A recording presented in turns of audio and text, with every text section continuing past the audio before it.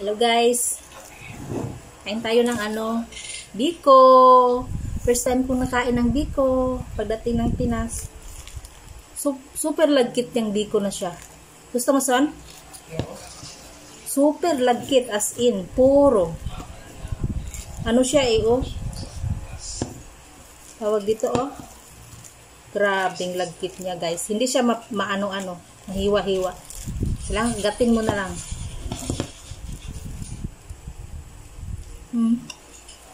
Ano siya? Pino.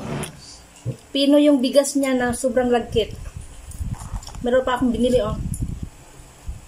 para siyang sapin-sapin. Plus yun magkano yun? Para siyang sapin-sapin. Ito na yung merienda. Merienda natin.